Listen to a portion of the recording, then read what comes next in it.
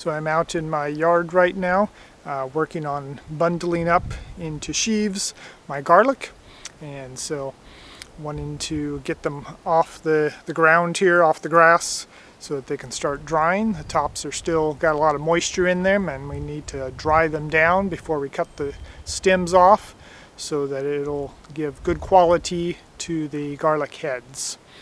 If you cut them off too soon, all the juices will start to evaporate and kind of dehydrate the cloves in the heads there.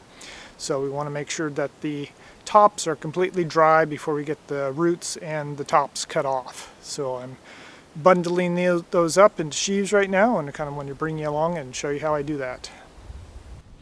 So I have all my garlic that I pulled laid out here, bunched up on the ground here. So these are my smaller heads that some of them might be of saleable size, but most of them are kind of my small stuff. And these are my larger cloves here. So I have kind of two different grades that I separate them off into. The large to extra large size here that I will be selling. And as you can see I got all the heads put together and bunched up here. There's quite a lot this year. I've already done maybe a third or so got bunched up. So I got another bunch ready to go here, and I was going to show you how to tie them up into sheaves, ready for either hanging or drying on the ground. So one of the first things that I do is I have a bunch of this straw bale baling twine that I get from a local farmer, and he gets a lot of it extra stuff. It's just the orange stuff that you normally see on baled hay. So it has a particular length. I think it's around 8 feet if I remember right. So there is 6, let's see here, 6, 7, 8, about 8.5 feet or so, if I remember right. Measuring out, so I go ahead and just put the ends together, get it to be a loop on the other end, and then I go ahead and cut it in two. So I have 2 of them. Pretty tough stuff, and it'll last pretty much forever. So then I like to tie a bow line in one end, which is just basically a loop on the end that doesn't slip.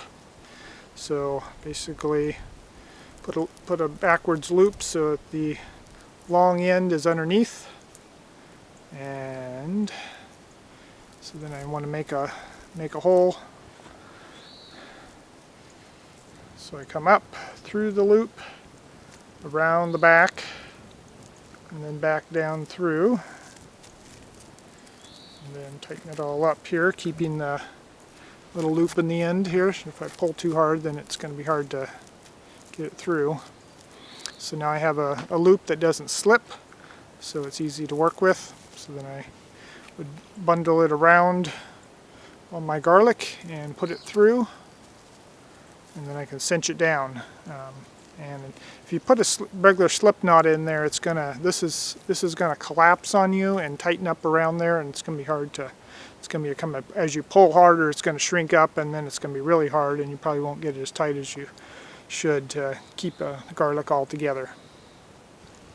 So the next step is to get all your garlic together. So grab a bunch and drop it a few times to get all the heads to be down on the ground level, all lined up. And then grab a little bit more until it feels like it's a good bunch. Probably a good bunch here. And grab baling twine that already has the loop in there. So if you like to keep the loop in my right hand, but however you want, pull it around the back side and put the loose end through the loop there. Cinch it down. So usually where the garlic turns green, it's not quite halfway up, but kind of where they want to get the closest together. If I get down too far, then there's a lot of the heads kind of create a lot of gaps. So going around on the side here, try to cinch it down. So we've got a knot, so I got to get it past the knot here. Look for a little gap in here where you can put a loop. So I do a kind of a half hitch loop in here, so the end that is going out, this end here is underneath. Okay, and then we'll just slip that behind the main one there, and then I'll put a loop through that and pull to the other direction there, and that tightens that up. So if I want to take it off, I can pull that and the whole thing comes off, so it makes it really easy to work with. So put a loop in there, this end underneath, bring it up through, poke another loop through and pull tight, and that'll hold together. So now I have a sheaf.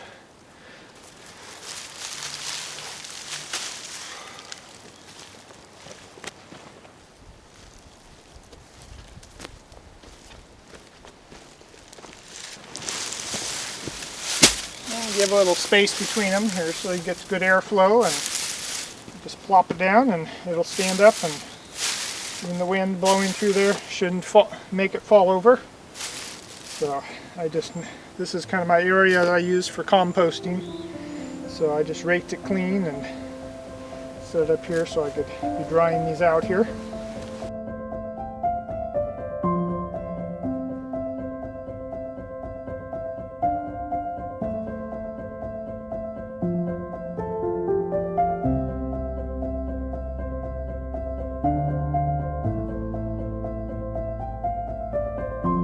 So that's the process there I use for drying my garlic. You can vary it depending on how much you got. This year I probably have over 3,000 heads that I grew. So if you'd like to grow some, they're fairly easy. You plant them in September, usually around the 1st of September I get them planted in the ground, break apart the heads and get the individual cloves and plant them in there. About 6 inches apart works, or if you have really poor soil you could do 8 to 10 inches or something like that. And then so then they're ready to harvest, usually about the first week of July, at least here in Oregon.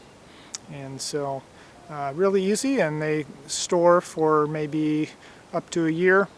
Sometimes depends on the quality of the head, it can be 6 to 9 months, or depends on the variety as well. So you can always just go to the grocery store and try some of those varieties, see how they work for you. The one I really like is called Music, and it's a hardneck garlic, and it has very easy to peel. So a lot of the ones you get in the grocery store are fairly small cloves, and they're very stubborn to get those peels off. So when you experience what it is like to peel a Music garlic, you'll be like amazed at how easy it is. It just the peel just kind of holds together and just kind of pops off, kind of like a shell. And the cloves are nice and large as well, so sometimes you have to cut them in half if they're too big. But you can, usually only have to need 1 or 2 cloves for what you're cooking, so that saves a lot of time in dealing with it, the fresh garlic. Has a really good strong flavor even when cooked, so I encourage you to give it a try. Maybe grow some in your backyard or your garden. If you like some, I'll be selling it here on Facebook Marketplace primarily, and probably on eBay as well.